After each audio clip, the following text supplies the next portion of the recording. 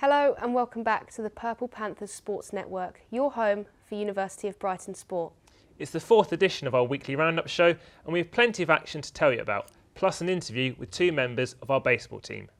We are joined again this week by our correspondent Freddie Potter, who will fill you in on all the details from the American football. Our American football side have had to wait patiently to get their Bucks campaign underway, whilst watching plenty of Panthers action unfold all around them. However, they made up for lost time on Saturday at Falmer, getting their season up and running with a 43-0 thrashing of UCL. Katie Anderholm was at the game and caught up with Panthers head coach Ethan Butcher, as well as some members of the squad, to get their thoughts on a statement opening victory. Congratulations on your win today. What can you say about your first home opener? What a way to start the season, I think is the only thing I can say. Came out and beat UCL 43-0. Pretty happy with that, I reckon. Your offense was on fire, very pushing, got a lot of scores in there, plays. What can you say about the offense today? They came and played our brand of tough physical football. I think everybody performed their jobs almost to perfection, but there's still plenty of room to improve. But we came out firing. Guys wanted to win. I think it shows. What can you say about the defense and how you played out there? I think we're pretty faultless. There's a lot of new people in today that have never played the sport before, and they really stepped up. There's still a lot of improvements to be made. Starting off your home opener with a win, what can we expect to see throughout the rest of the season from you? Hopefully more of the same, more wins and not conceding many points. What can you say about starting off strong this season? I think we've just made a statement to the whole league. I think a lot of people were doubting on us. It's good to make a statement out here, and it's good to have this kind of momentum for our players. We can go forward onto Kent next week with a bit of confidence. Really, show the league what we're all about, and I look forward to the rest of the season with the guys. For your next game, what do you think you guys need to work on in preparation for Kent? Obviously we beat them, but we killed ourselves a little bit with penalties. We had in the first half more penalty yardage on our offense than their offense had actual yardage. So if we break that down, we're going to put even more points up, I think. But honestly, it can only get up from here. Next up for the Panthers is the visit of Kent on Saturday. Undoubtedly the most drama of the day came when our men's basketball team's clash with King's College at Meads Sports Hall. With the two sides still unable to be separated after 4 gripping quarters of action, the game went into 5 minutes of overtime with the score at 86 all. The Panthers held their nerve though and were able to claim a 90-86 victory at the end of overtime thanks to a brace of free throws from Gite Onosorhue. Their dramatic victory has earned them the Panthers Team of the Week award this time around. Don't forget to let us know your player of the week in the comments. After a thrilling conclusion and tempers flaring once the final buzzer had sounded, Hugo Wong chatted to Panthers coach Dan Riley and players Mustafa Kasaga and Onosorhue. It's a great win.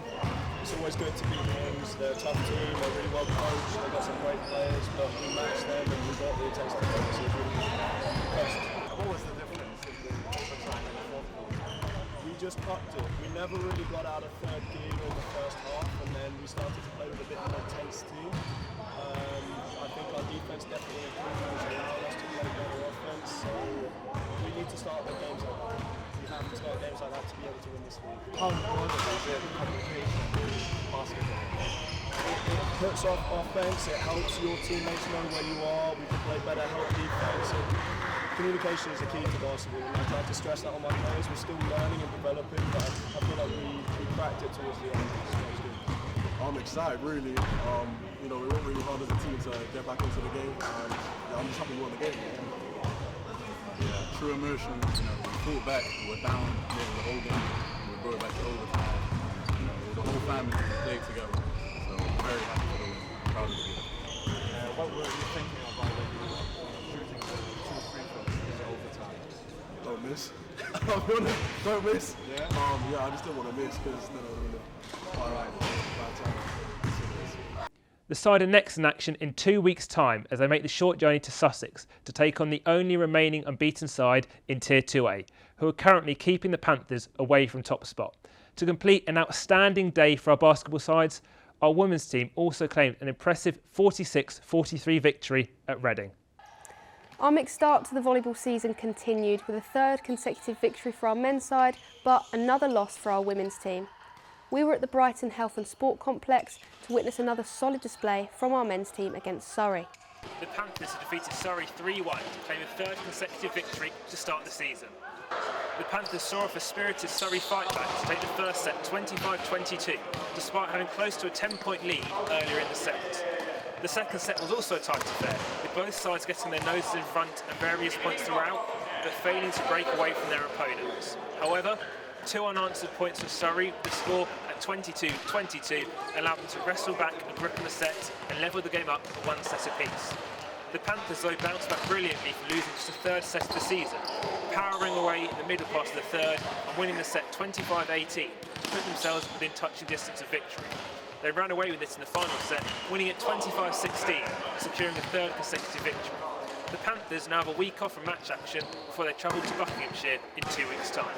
Following the game, we also caught up with victorious Panther Tim Hartell to get his thoughts on a victory that saw his side stay level at the top of Tier 3A with Reading and UCL. I think today's game went really well. We started off nice and strong. Usually we have a thing of we win the first set and the second set kind of just crumbles down. We get a bit too overconfident, but I think we held it quite well today, and I think all round we played pretty well. We're quite used to winning the first set and losing the second set, so now we've adapted the mentality of we really need to keep it going, especially after losing that set, knowing we can win, especially when it was really close.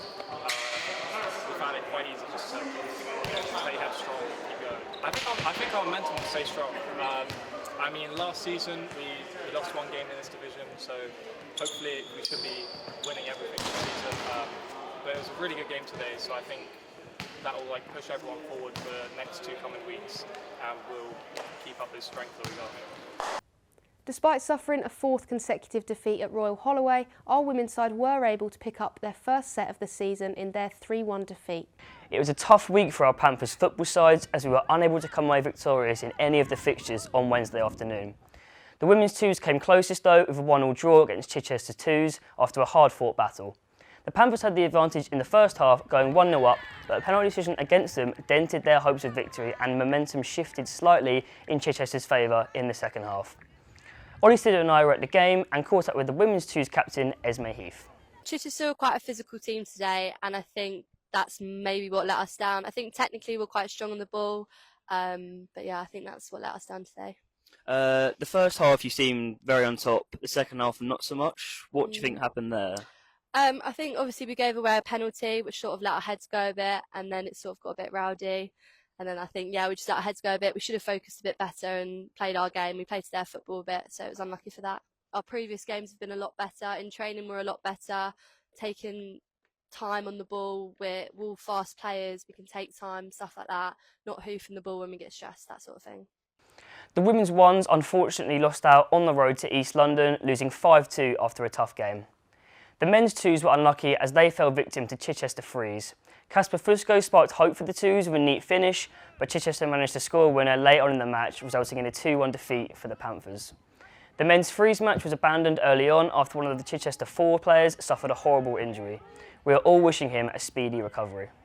Unfortunately, our baseball side's encounter with Surrey was postponed due to adverse weather conditions at Falmer campus. The fixture was their last one scheduled in 2025, and they now face a 3-month wait until the return to action at Oxford on Saturday the 14th of February.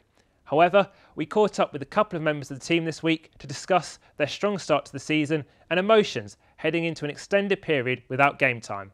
Here is a short snippet of our chat with Luca Phillips and Jacob Rainan. I'm hoping to at least improve, get above 500, hopefully make the playoffs.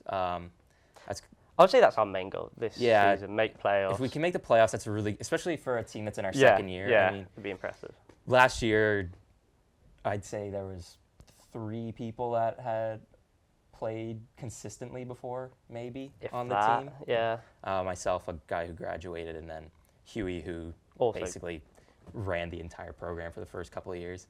Props to him as well for even making the team and making all the merch. Huey. It wouldn't be around without him.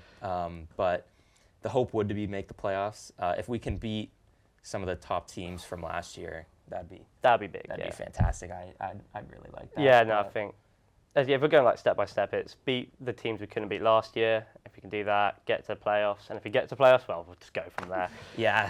Then you're playing on house money. Really. Yeah. Then that's when we'll see what happens.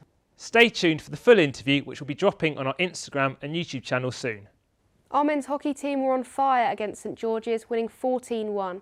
Joel Liversidge was named player of the match in that one, thanks to a wonderful hat-trick. Ricardo Cow and Narian Madar also impressed with 2 goals each. On to the badminton now, where our men's side drew 4-4 in their derby against Sussex Ones in a tightly contested matchup. However, our women's side claimed their first victory of the season with an 8-0 win over Portsmouth Ones. The netball teams enjoyed wins all round for the first time this season, despite playing away from home in all 3 fixtures. Our ones doubled Portsmouth 2's scores, winning 51-25. The 2s and 3s won 49-40 and 38-22 respectively against Reading's 2 and 3 sides. Our table tennis side unfortunately suffered their first defeat of the season. They lost 12-5 against Surrey Ones. In the tennis, both our men and women matched scores for the 3rd time this season. They managed 4-2 wins against Portsmouth men 1s and Portsmouth women 2s. Thank you for joining us for this 4th weekly roundup. Don't forget to leave your suggestions for Player of the Week down in the comments. Next week, we'll have action from the table tennis, American football, futsal and more. But for now, thanks for watching and we'll see you next week.